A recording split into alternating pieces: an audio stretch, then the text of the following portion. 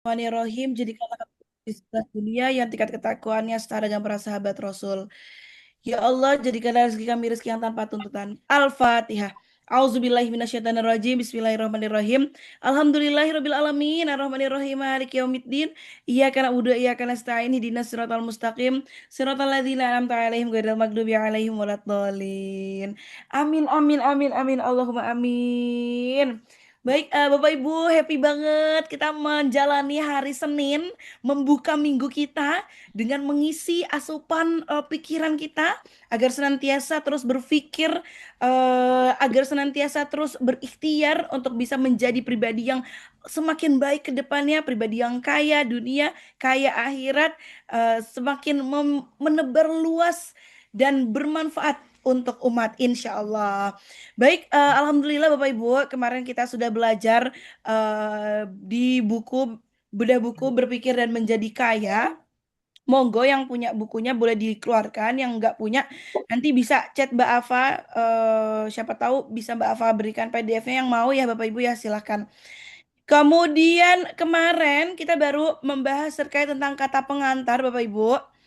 Jadi di buku ini memang bahasanya sangat dewasa Bapak Ibu. Jadi Mbak Ava berharap semua bisa on fire. Boleh silahkan kalau ada yang mau mencatat, boleh banget dicatat ya Bapak Ibu ya.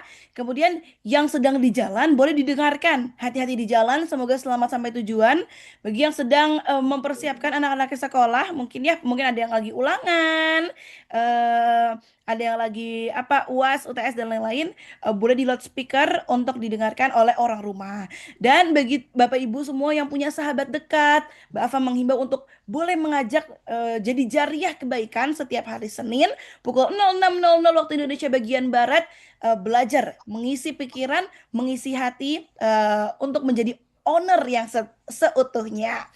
Nah, kemarin sampai sampai mana ya Om Fam ya? Sampai sini ya, sampai sini. Eh, di pendahuluan. Untuk itu, mohon izin, apakah Ustadz Farid sudah bisa on air? Oke, baik. Tes. Assalamualaikum Ustadz. Assalamualaikum warahmatullahi wabarakatuh. Waalaikumsalam warahmatullahi Masya wabarakatuh. Allah, Selamat luar pagi, biasa ya. Ufam. Semangat pagi. Pagi, pagi, pagi. Sehat Bapak? Sehat Ustadz, Mas Alhamdulillah. Fahmi sehat? Alhamdulillah, Alhamdulillah, Alhamdulillah. Kita mulai Bapak. Luar Oke, siap biasa ya Ustadz. hari ini Bapak ya. Ibu, izin untuk kita lanjutkan kembali pembelajaran kita pada kesempatan kali ini. Monggo yang bisa mencatat silahkan mencatat, G. Izin Ustadz, kita lanjutkan kali ini cekidot. Buku ini berisi rahasia tersebut, sebuah rahasia yang diuji dengan pengalaman ribuan orang dalam setiap aspek kehidupan. Carnegie mempunyai gagasan bahwa formula ajaib itu yang memberinya harta berlimpah-limpah harus diletakkan di dalam jangkauan orang-orang yang tidak punya waktu untuk menyelidiki bagaimana seseorang bisa mencari uang. Dan harapannya pula lah agar saya bisa menguji dan memperagakan keampuhan rumus tersebut melalui pengalaman semua pria dan wanita dari setiap lapisan masyarakat. Ia yakin bahwa rumus tersebut harus diajarkan di semua sekolah dasar dan perguruan tinggi. Ia berpendapat bahwa ia berpendapat bahwa kalau sebentar Ustaz. Wait, oke baik, bentar. Pen. Ia berpendapat bahwa kalau diajarkan acara secara semestinya, formula itu akan merombak seluruh sistem pendidikan sehingga waktu yang harus dilewatkan di sekolah akan berkurang menjadi tidak ada separuhnya. Dalam bab 3, dalam bab 3 tentang keyakinan, Anda akan membaca kisah yang mengagumkan mengenai organisasi raksasa United States Steel Corporation. Sementara perusahaan itu direncanakan dan dikelola oleh salah seorang anak muda yang membuktikan bahwa formula Carnegie akan berhasil bagi semua orang yang siap untuk itu. Penerapan satu-satunya rahasia ini oleh Charles M. Schwab mendatangkan kekayaan besar baginya dalam keuangan maupun kesempatan. Secara kasarnya, penerapan formula ini bernilai $600. Fakta ini dan fakta-fakta ini sangat dikenal oleh hampir semua orang yang mengenal Carnegie, memberi Anda gagasan yang cukup baik tentang apa yang mungkin Anda dapatkan dengan membaca buku ini. Asalkan Anda tahu apa yang Anda inginkan. Rahasia ini diwariskan kepada beribu-ribu orang yang menggunakannya untuk mencapai kemakmuran diri mereka. Seperti apa yang telah direncanakan oleh Carnegie. Ada yang memperoleh kekayaan dengan rahasia itu. Ada pula yang menggunakannya dengan sukses dalam menciptakan keserasian rumah tangganya. Seorang pendeta menggunakannya secara sangat efektif sehingga dia mendapatkan penghasilan lebih dari 75 euro setahun. Arthur Nash, seorang penjahit dari Cincinnati, menggunakannya bisnisnya yang hampir bangkrut sebagai kelinci percobaan untuk menguji formula itu. Bisnisnya hidup kembali dan memberi kekayaan kepada pemiliknya. Sekarang bisnisnya terus berkembang. Walaupun Nas sudah tiada, eksperimen yang dilakukan olehnya begitu unik sehingga surat kabar dan majalah memberinya jutaan dolar untuk mempublikasikan kisahnya. Rahasia ini diteruskan kepada Stuart Austin, where dari Dallas, Texas, dia sudah siap untuk itu, begitu siap sehingga dia melepaskan profesinya dan mempelajari hukum. Apakah dia berhasil? Kisah ini juga diceritakan.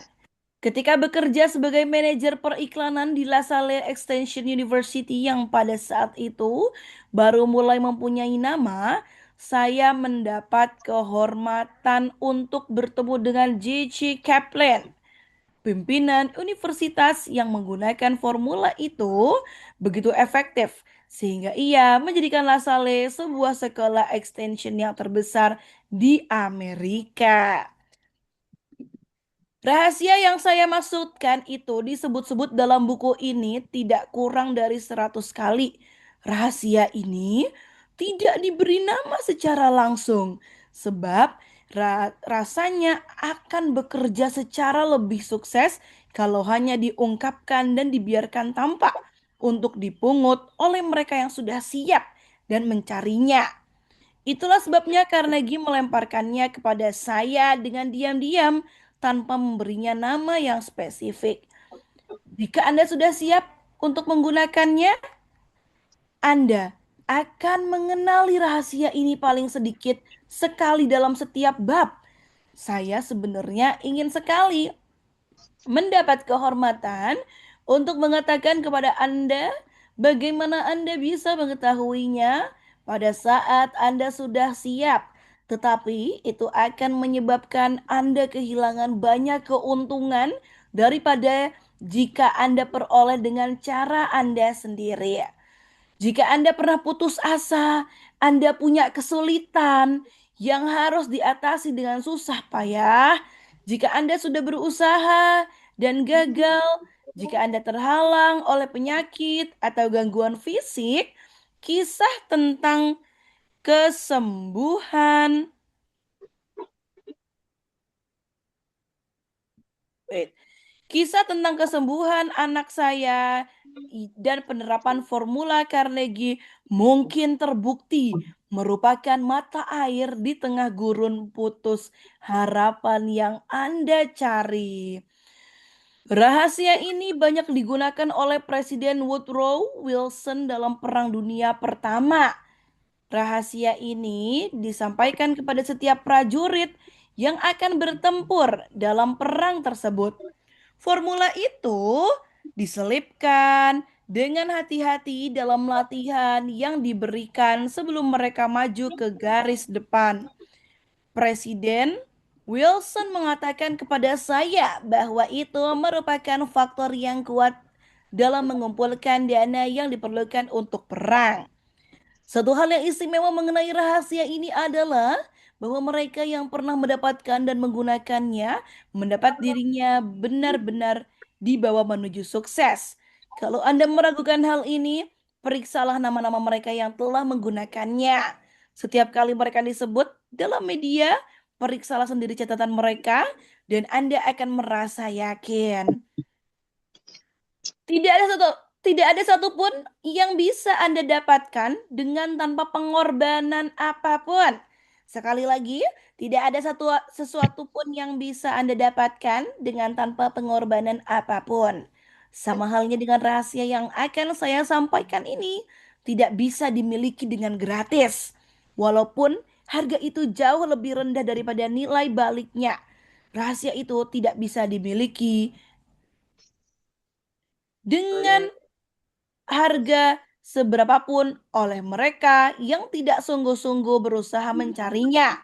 Rahasia itu tidak bisa diberikan dengan cuma-cuma, tidak bisa dibeli dengan uang, karena rahasia itu terdiri dari dua bagian.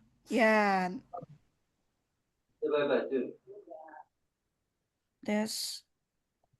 Satu bagiannya sudah dimiliki oleh mereka yang siap menerimanya. Rahasia ini sama bermanfaatnya bagi semua orang yang siap menggunakannya. Pendidikan tidak ada hubungannya dengan rahasia ini. Lama sebelum saya lahir, rahasia itu sudah menjadi milik Thomas Alva Edison. Dan ia menggunakannya dengan sedemikian rupa. Sehingga ia menjadi penemu yang paling terkemuka di dunia. Walaupun dia hanya pernah bersekolah selama 3 bulan saja. Rahasia ini diteruskan kepada Edwin C. Barnes, rekan bisnis Edison. Dia menggunakannya begitu efektif, walaupun ketika itu dia hanya berpenghasilan 12.000 euro setahun. Dia kemudian tidak mengumpulkan harta begitu banyak dan mengundurkan diri dari bisnis aktif pada saat ia masih muda. Anda akan menemukan kisahnya pada bab awal pertama.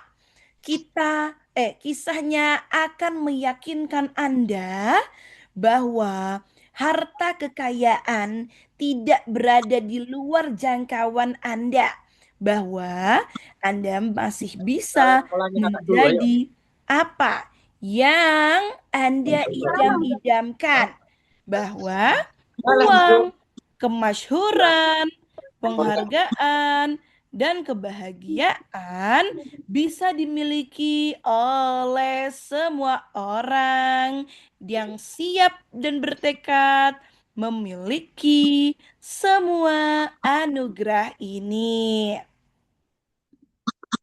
Wait, sebentar. Masih tersambung ya Bapak Ibu? Suara saya masih terdengar, boleh dibantu di Lanjut, chat. lanjut Mbak Ava. Sebentar lagi. Ayo, Bagaimana lanjut saya Mbak. mengetahui semua ini? Anda pasti akan mendapatkan jawabannya sebelum menyelesaikan buku ini. Mungkin Anda akan menemukan pada bab pertama atau pada halaman terakhir. Sementara saya melakukan tugas penelitian 20 tahun yang saya jalani atas permintaan Carnegie, saya menganalisis ratusan orang termasyhur. Banyak di antaranya mengakui bahwa mereka telah menimbun harta begitu banyak melalui rahasia Carnegie. Di antara orang-orang ini adalah satu, Henry Ford. Dua, William Wrigley, Jr., John Vandermeer, James G. Hale, George X. Parker, E. M. Stettler, Henry Lee Doherty, Cyrus Heike Curtis, George Eastman, Charles M. Schwab, Colonel Robert A. Dollar, Edward O. Failand, Edwin C. Bernays, Arthur Nash, Clarence Darrow, Theodore Roosevelt, John C. Davis, Albert Hubbard, Wilbur Wirth, William Jennings Bryan, Harris F. Williams, D.R. Franklin Niels, Daniel Willard, King Gillette, Ralph Ricks, Hakim Daniel Reich, John D. Krobels, Thomas Alva Edison, Frank L. Freundlip, F. V. Woodward, Luther Burbank, Edward W. Book, Frank M. Munsey, Albert Gray, Dr. Alexander Graham Bell, John H. Patterson, Julius Rosenwald, Stuart Austin Weir, dan Dr. Frank Clark. Luar biasa sekali ya Bapak Ibu. Dr. David J. Starr Jordan, J. Arden Armour, Arthur Brisbane, Woodrow Wilson, William Howard Taft, George M. Alexander, G. G. Kaplan, Senator A. S. Jennings Reinhold.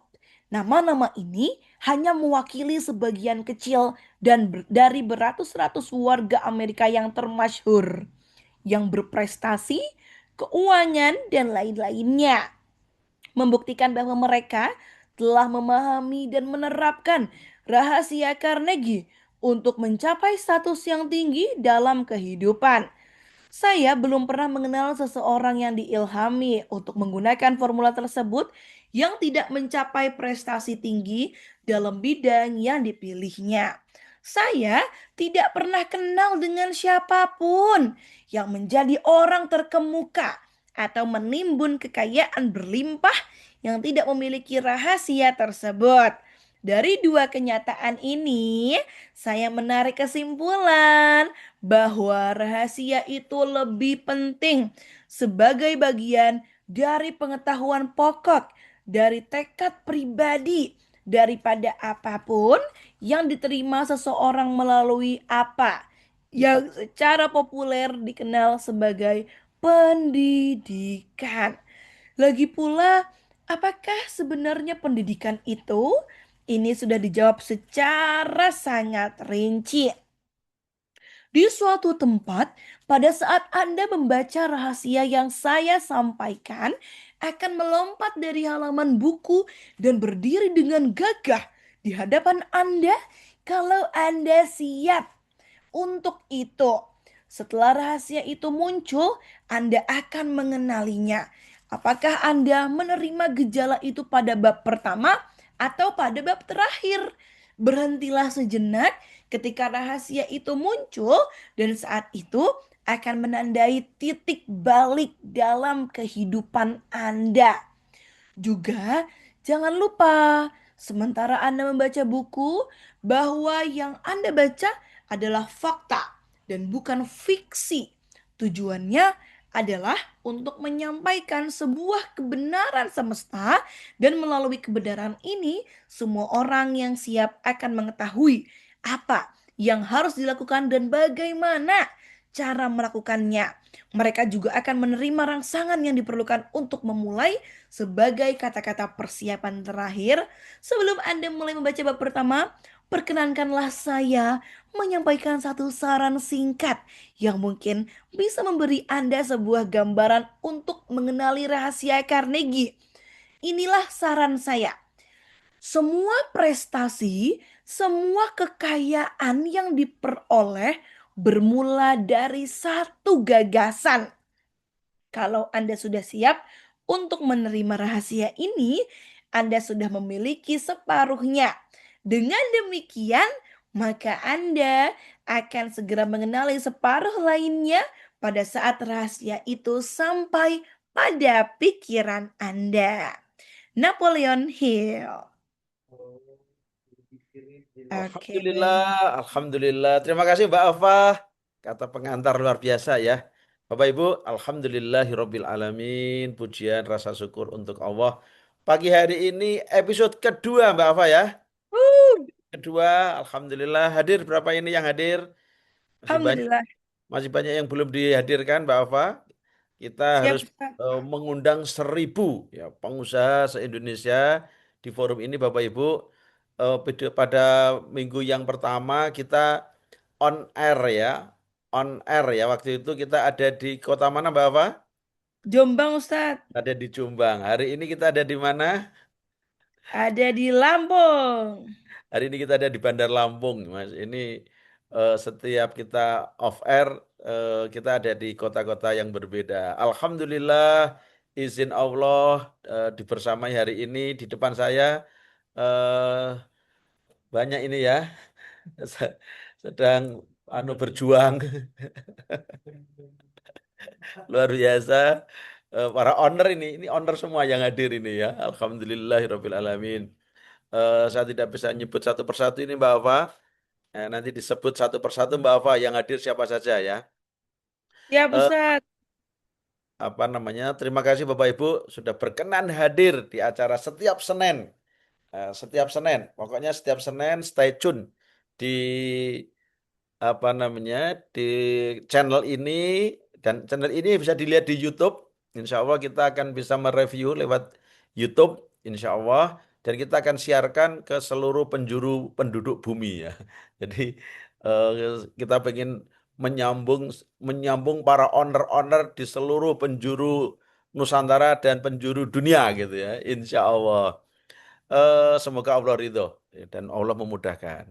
Salawat dan salam kita sampaikan kepada baginda Rasulullah Muhammad Sallallahu Alaihi Wasallam. Perbanyak solawat, perbanyak solawat agar hidup kita selamat melewati dunia ini dan selamat kita bertemu dengan Allah, bertemu dengan Rasulullah, bertemu dengan para syuhada dan orang-orang yang solih di surga Firdaus. Insya Allah. Amin ya Rabbal Alamin.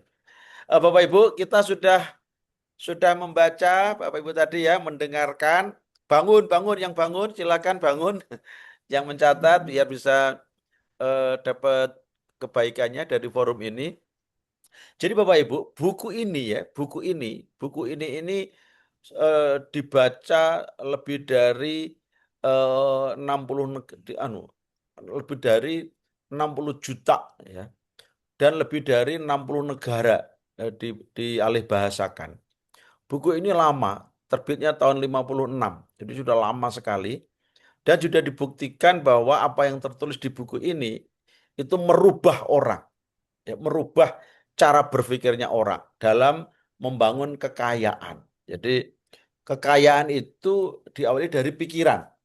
Jadi pikiran kaya lah yang menjadikan kita itu kaya.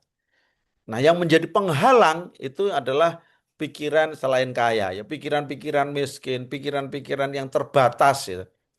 Eh, Mental inferior itu ya, pikiran yang merasa kalah itu yang menjadikan penghalang dari pikiran-pikiran kaya.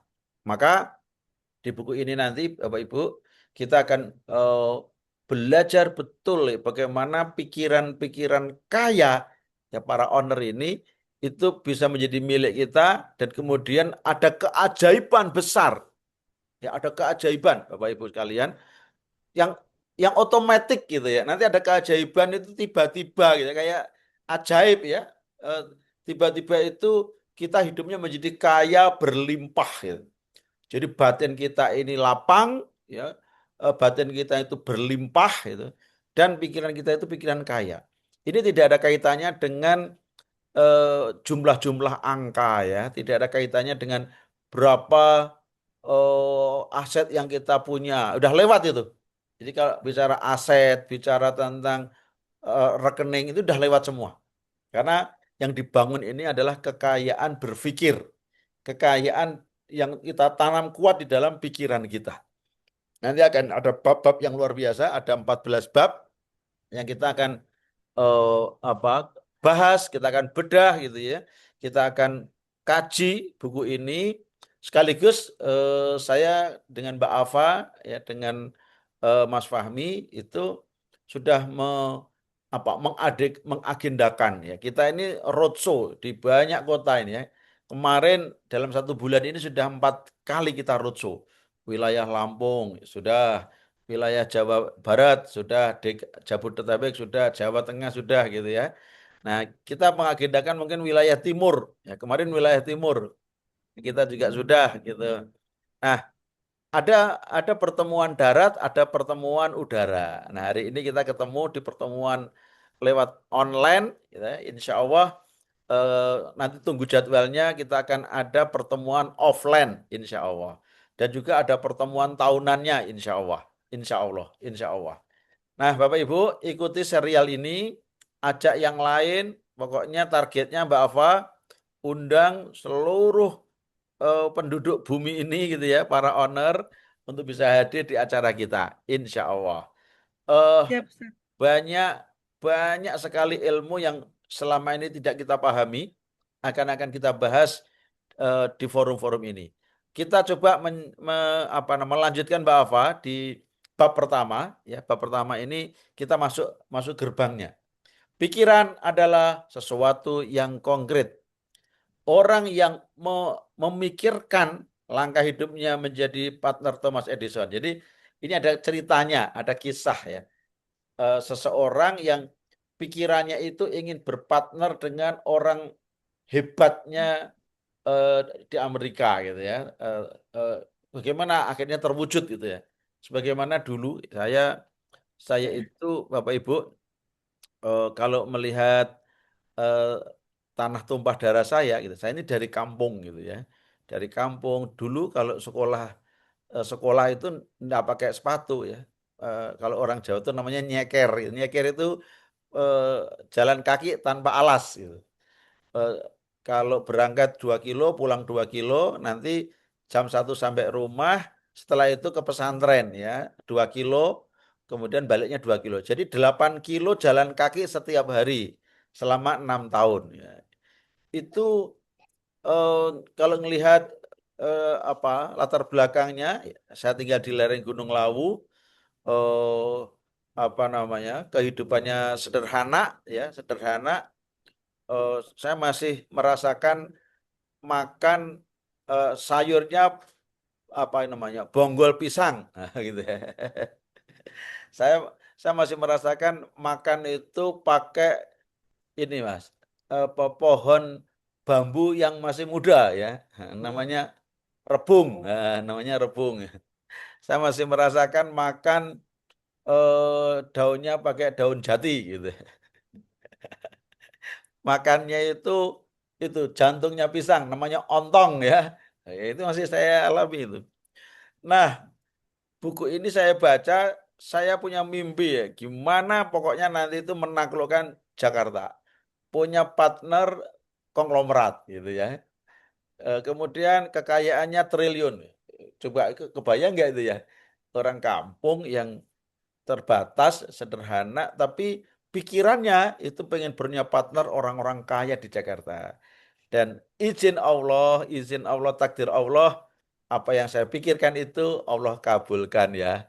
Saya berpartner dengan orang-orang kaya di Jakarta, bahkan partnernya dari Turki, dari eh, apa, dari India, Singapura, dari Korea gitu ya. Itu semua dari sebuah pikiran, ya, dari sebuah pikiran. Mari Bapak, kita lanjutkan eh, apa di bab 1 ini.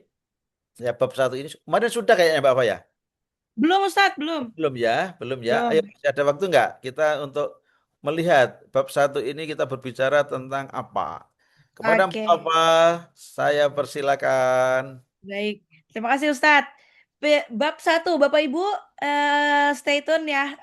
Tune in semuanya. Kita mulai di bab satu. Selamat Dipanggili datang. dulu Bapak, dipanggili dulu Bapak. Oke, siap Ustadz. Wah ini Biar bangun, bangun semuanya. Pak Abdul, selamat pagi. Pak Albert, Mas Adib, ke Pak Sugeng, Pranoto, selamat pagi. Ini ada Om Agung, Pak Agung, selamat pagi. Pak Agung, Bu Ani, Masya Allah. Bangun ya Bapak Ibu ya. Kita lanjut lagi belajar kita di bab pertama Bu Maya. Oke, pikiran adalah sesuatu yang konkret. Sungguh, pikiran adalah sesuatu yang konkret dan merupakan sesuatu yang kuat kalau dipadukan dengan tekad yang bulat, ketekunan, dan keinginan yang menyala-nyala untuk Sebentar Mbak Ava, menggabungkannya sebentar dalam Mbak wujud Ava, sebentar Mbak kekayaan Ava. atau materi lainnya. Pelan-pelan ya, pelan-pelan Mbak Ava. Pikiran adalah sesuatu yang konkret. Artinya gini, kalau Bapak Ibu mikir, ayo memikirkan sesuatu. Oh, saya pengen keliling dunia. Saya pengen punya masjid yang besar. Saya pengen pikiran itu, tanamkan pikiran dalam lintasan pikiran kita. Masukkan dalam pikiran saya pengen ini, saya pengen itu gitu ya. Coba pagi ini Bapak Ibu latihan, langsung latihan ya. apa yang Bapak Ibu pikirkan itu akan menjadi kenyataan. Suatu yang kuat ya kalau dipadukan dengan tekad yang bulat. Jadi kalau ada pikiran pengen apa, kemudian pikiran tadi itu ditambahi dengan tekad, ada greget dalam batinnya itu menginginkan ya. Tadi ada Pak Sugimoro ya, eh, pengen gitu ya, jadi ada pikirannya, kemudian ada gregetnya gitu, ada dalam dirinya itu ada bara apinya gitu, ada bara apinya itu. Jadi pikirannya dulu, kemudian ada bara apinya di dalam batinnya itu, kemudian diikuti dengan ketekunan, artinya segera melangkah. Jadi kalau sudah punya keinginan itu, jangan obah gitu, obah langsung gerak, jangan eh, menunda-nunda atau jangan nanti kalau jangan juga apa iya ya, itu nggak jadi. Jadi pikirannya langsung mati Bapak Ibu. Maka kalau ada pikiran yang terlintas, pikiran kebaikan ya, ada keinginan yang kuat, saya pengen apa gitu, dalam pikiran itu ada.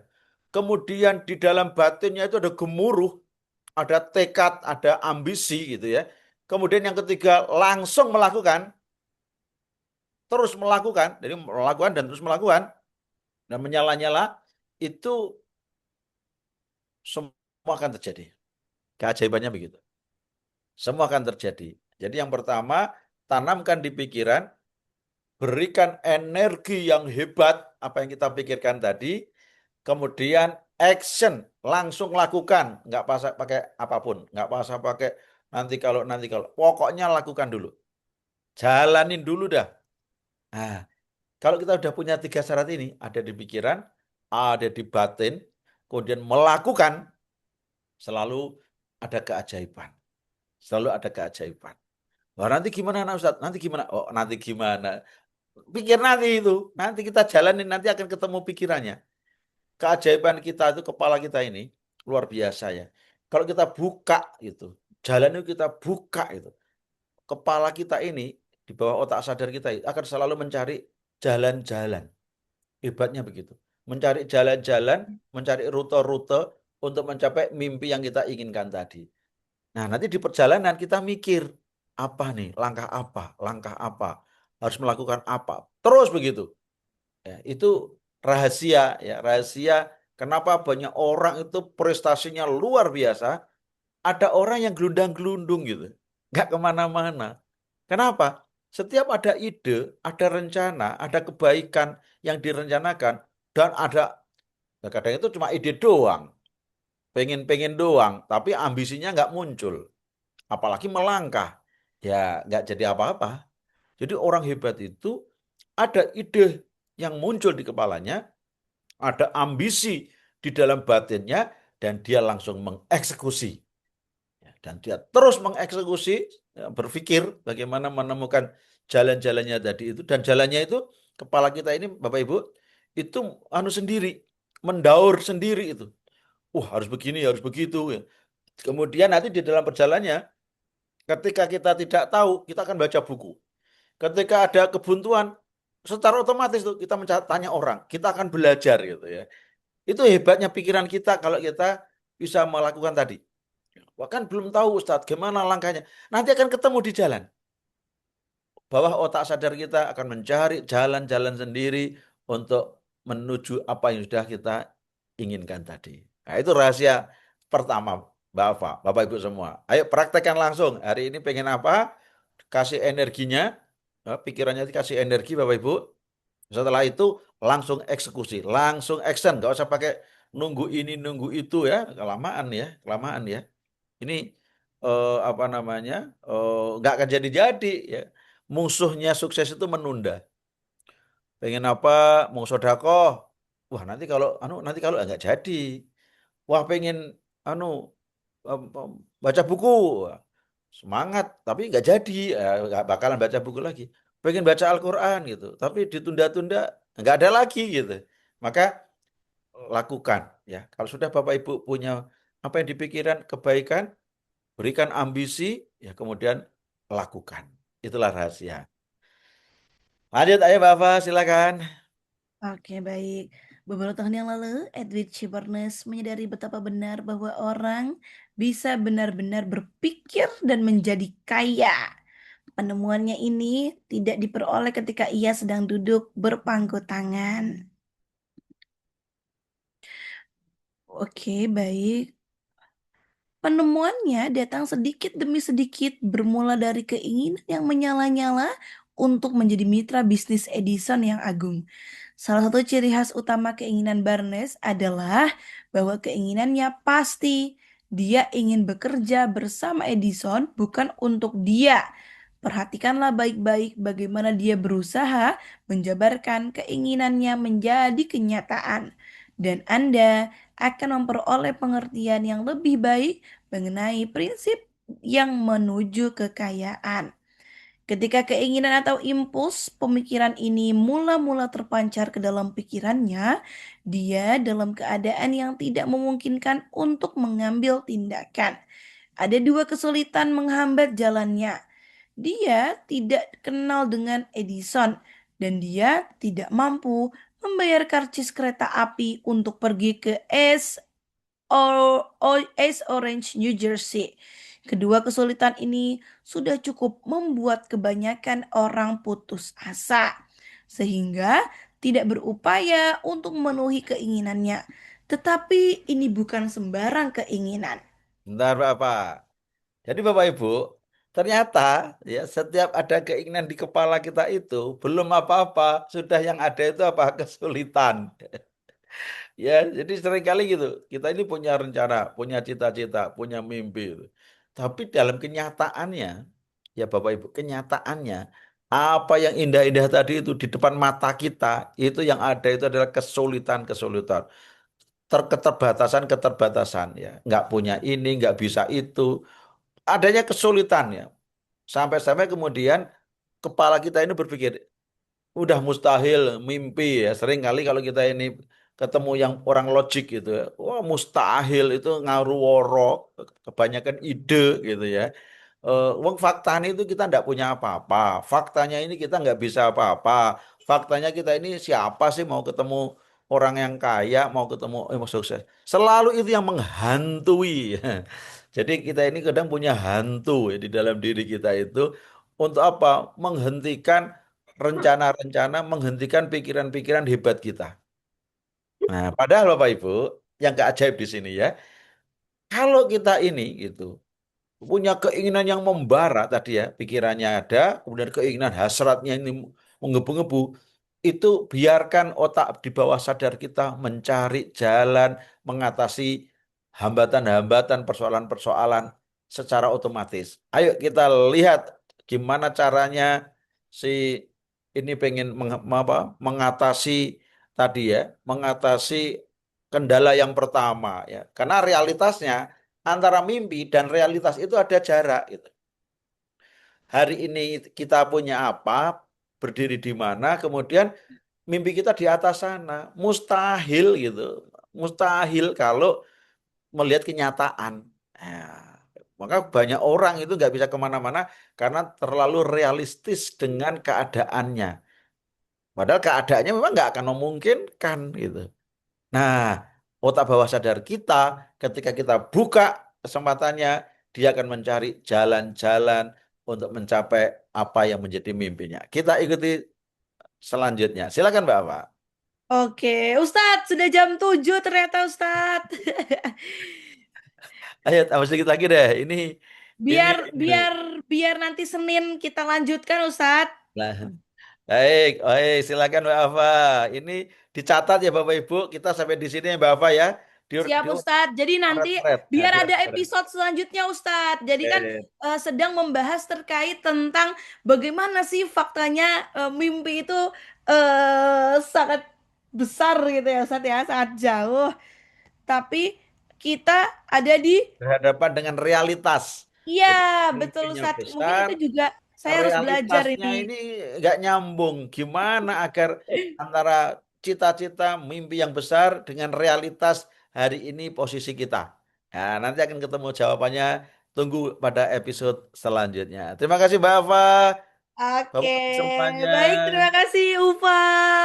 Luar biasa sekali Bapak Ibu. Alhamdulillah hari ini kita sudah belajar ya tadi bab 1 terkait tentang pikiran. Luar biasa sekali. Semoga bisa memberi energi ya Bapak Ibu ya untuk membuka hari, membuka minggu pertama di bulan ini Bapak Ibu. Semoga ada kebaikan, ada kebermanfaatan untuk kita semua pada kesempatan kali ini. Baik, terima kasih Ufa, terima kasih Om Fahmi, Bapak Ibu. Tak terasa sudah jam 7. Mbak Afa doakan semangat menjalani hari. Semoga Allah mudahkan segala urusan, harapan, cita-cita, impian yang sedang diperjuangkan. Allah berikan jalannya, Allah berikan kemudahan dan kelancaran. Amin, amin Allah, Allahumma amin. Untuk itu, Bapak Ibu, adakah yang belum masuk grup dan ingin Mbak Afa masukkan? Boleh silakan chat Mbak Afa ya Bapak Ibu ya. Takutnya terlewat karena di grup itu luar biasa sekali. Kita mau merencanakan Bapak Ibu belajar karena kita owner ya. Kita owner Bapak Ibu. Jadi owner itu sebuah keputusan kalau kata Ustadz. Owner itu sebuah mentalitas gitu. Karena nggak semua orang siap untuk menjadi owner ya Bapak Ibu. Maka di sini kita memutuskan kita owner ya Bapak Ibu ya. Ini kami seru banget di grup lagi membahas terkait kita belajar tapi di cruiser kita mau keliling 3 negara Bapak Ibu owner ya owner. Oke, luar biasa. Yang belum masuk grupnya feel free untuk chat Mbak Afa ya Bapak Ibu ya. Nanti bisa Mbak Afa bantu untuk masukkan ke dalam grupnya. Terima kasih banyak sudah jam 7 Bapak Ibu. Mohon maaf karena seru banget ya belajar kita hari ini. Semoga ada kebaikan, semoga ada kebermanfaatan untuk kita semua. Untuk itu, mari kita tutup dengan membaca hamdalah, istighfar, dan doa kafaratul majelis. Alhamdulillahirabbil alamin. Astagfirullahaladzim. Subhanakallahumma bihamdika. Asyhadu alla ilaha illa anta. Astagfiruka wa atubu ilai. Boleh semuanya open mic-nya? Kita akan yel-yel terlebih dahulu. 3, 2, 1. Semangat pagi. Pagi, pagi, pagi. Terima kasih Bapak Ibu. Terima kasih Terima Mbak kasih Alfa, Dokter Edi. Ustadz Farid. Terima kasih Mbak Alfa. Semuanya. Bu Elvira, Salam. sehat-sehat ya. Amin, Assalamualaikum amin. warahmatullahi wabarakatuh. Waalaikumsalam warahmatullahi wabarakatuh. Dadah, semangat menjalani hari Bapak Ibu. Terima kasih banyak, I like Jen. Monday. Sehat-sehat semuanya.